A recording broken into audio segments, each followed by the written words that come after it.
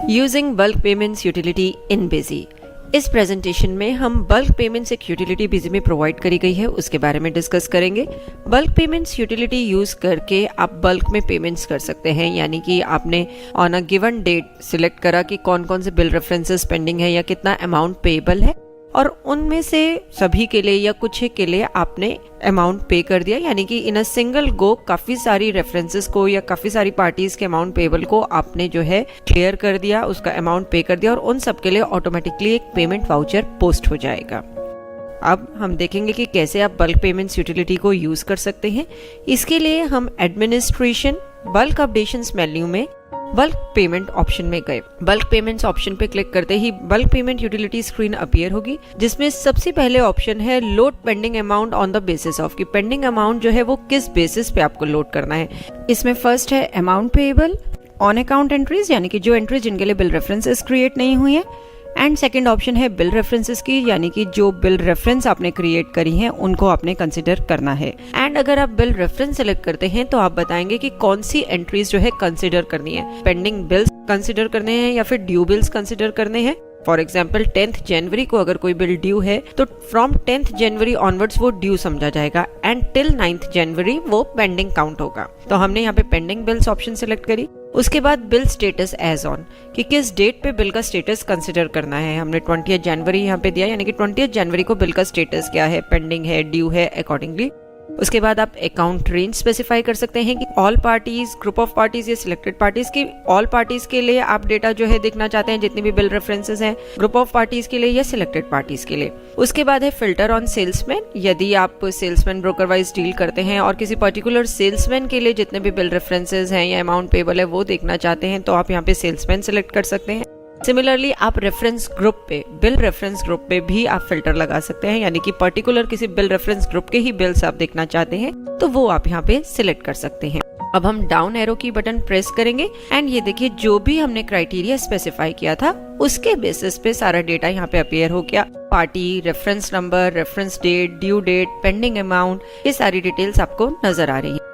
अब हम यहाँ पे पेमेंट डिटेल्स एंटर करेंगे, यानी कि जो पेमेंट का वाउचर हम एंटर कर रहे हैं उसकी डिटेल्स बताएंगे कि उसकी सीरीज क्या होगी। First of all voucher series हम बताएंगे, देन डेट, किस डेट पे पेमेंट वाउचर एंटर होंगे। उसके बाद bank, cash account, cash account select कर सकते हैं या बैंक अकाउंट, हमने यहाँ बैंक अकाउंट सिलेक्ट किया। उसके बाद डिस्काउंट परसेंटेज, यानी कि कोई डिस्काउंट जो है आपको रिसीव हुआ है वो परसेंटेज आप यहाँ पे बता सकते हैं। एंड डिस्काउंट अकाउंट, डिस्काउंट के लिए जो अकाउंट है जो यूज होगा वो आप बताएंगे। तो यहाँ पे जैसे ही हमने 1% डिस्काउंट स्पेसिफाई किया, आप डिस्काउंट अमाउंट में देख सकते हैं कि 1% के हिसाब से डिस्काउंट कैलकुलेट होकर आ गया एंड अमाउंट पेड जो है वो लेस हो गया, यानी कि उसमें से जो डिस्काउंट का अमाउंट था वो लेस हो गया। तो इस तरीके से आप डिस्काउंट भी बता सकते हैं। यदि अब हम डिस्काउंट को 0 कर देते हैं, यानी कि कोई डिस्काउंट नहीं है, तो अगेन डिस्काउंट अमाउंट में सब 0 हो गया, वही जितना बैलेंस है उतना ही अमाउंट पेड में आ रहा है। उसके बाद आप चेक नंबर स्टार्टिंग फ्रॉम बता सकते हैं, यानी कि फर्स्ट चेक नंबर क्या है, तो जितने भी आपके आगे बिल्स होंगे जब आप क्लियर होंगे तो ऑटोमेटिकली एक इंक्रीमेंट होकर उसमें चेक नंबर आ जाएगा। जैसे हमने यहाँ 14 बताया है तो 14 से लेकर 19 तक चेक नंबर जो है ब्रेक रो में आ गया। यहाँ नरेशन फील्ड में आप देख सकते हैं चेक नंबर्स आ रहे हैं। तो जो भी आप स्टार्टिंग चेक नंबर बताएंगे 1 इंक्रीमेंट होकर नरेशन फील्ड्स में इस तरीके से चेक नंबर आ जाएंगे। अब हम आते हैं अपने डेटा पे। यहाँ पे फर्स्ट रेफरेंस जैसे फिलिप्स इंडिया के लिए है, उसमें बैलेंस अमाउंट है 26,880, हमने अमाउंट पेड किया 26,800, हमने इसे राउंड ऑफ करके कर दिया एंड क्लियर फुल, हमने फुल इसको रेफरेंस को क्लियर कर दिया। जैसे ही हमने यहाँ पे ये स्पेसिफाई किया क्लियरफुल में, तो आप देखिए डिस्काउंट अमाउंट में जो रिमेनिंग 80 रुपीज थे वो चले गए। हमने ये एज्यूम किया ये जो राउंडिंग ऑफ आपने करी इसमें जो 80 रुपीज का डिफरेंस था वो डिस्काउंट के अमाउंट में हमने एंटर करा दिया। डिस्काउंट का अकाउंट हमने टॉप पे यहाँ बताया ही हुआ है। इस तरीके से आप राउंडिंग ऑफ अगर करते हैं तो जो अमाउंट है वो डिस्काउंट अमाउंट में चला जाएगा। नेक्स्ट रेफरेंस, हमने जितना बैलेंस अमाउंट था पूरा का पूरा अमाउंट पेड में ही रहने दिया। क्लियर फुल में यस बताया, यानी कि इस रेफरेंस को भी पूरा क्लियर किया है हमने। नेक्स्ट जो रेफरेंस है वो 80,640 की है, उसमें हमने अमाउंट पेड में एंटर किया है 80,600। क्लियर फुल में यस बताया, यहाँ पे भी यस बताते ही जो 40 रुपीज हमने राउंड ऑफ किए थे वो डिस्काउंट अमाउंट में चले गए। सिमिलरली उसके बाद की जो 2 नेक्स्ट ट्रांजेक्शन है उनमें भी हमने फुल रेफरेंस को क्लियर किया है।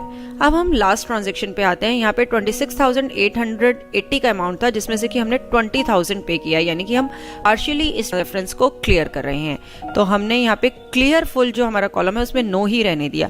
तो अब देखिए, अब डिस्काउंट अमाउंट में कुछ नहीं आया। क्यों? क्योंकि हमने ये बताया कि ये रेफरेंस अभी पूरी तरीके से क्लियर नहीं हुई। आप पार्शियली भी रेफरेंस को क्लियर कर सकते हैं। तो क्लियर फुल जो कॉलम है उसमें आप नो रहने देंगे पार्शियल क्लियर करने के लिए।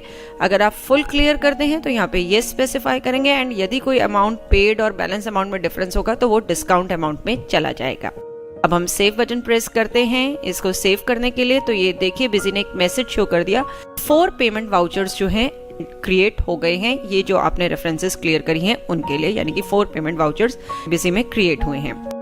इसके बाद यदि हम load pending amount on the basis of में अमाउंट पेबल ऑप्शन सेलेक्ट करते हैं, तो ये देखिए जितना भी आपका अमाउंट पेबल है ऑन अकाउंट एंट्रीज हैं, जो कि बिल रेफरेंसेस जिनके नहीं बने हुए, वो यहाँ पे आपको नजर आ जाएंगे। तो यहाँ पे आप अमाउंट पेबल देख सकते हैं, एंड उनको भी आप सेम प्रोसेस से जो अभी हमने बिल रेफरेंस के लिए डिस्कस किया उसी हिसाब से आप इनको भी क्लियर कर सकते हैं। इनके लिए भी पेमेंट वाउचर्स एंटर हो जाएंगे। अब हम ट्रांजैक्शंस में पेमेंट वाउचर में जाते हैं, पेमेंट वाउचर की लिस्ट देखते हैं। तो यहाँ पे आप देख सकते हैं 4 वाउचर्स ये बिजी शो कर ही रहा है। पर्टिकुलरली एक वाउचर पे हम क्लिक करते हैं उसकी डिटेल्स देखने के लिए। तो ये देखिए, instrument type cheque, instrument number, जो भी हमने चेक नंबर वहां प्रोवाइड किया था वो ऑटोमेटिकली यहाँ आ गया। अब हम इस एंट्री पे यदि एंटर की प्रेस करते हैं तो आप देख सकते हैं रेफरेंसेस भी किस तरीके से क्लियर हुई हैं, एडजस्ट हुई हैं रेफरेंसेस, रेफरेंस के नेम आ रहे हैं। तो ये 2 रेफरेंसेस जो थी सैमसंग इंडिया कंपनी के लिए, हमारी 2 रेफरेंसेस थी, उनको हमने सेम डेट पे क्लियर किया, तो एक पेमेंट वाउचर उन दोनों एंट्रीज के लिए एंटर हो गया। सिमिलरली बाकी भी जो रेफरेंसेस आपने क्लियर करी, चाहे पार्शियली क्लियर करी, फुल क्लियर करी, उनके लिए भी यहाँ पे पेमेंट वाउचर एंटर हो जाएगा।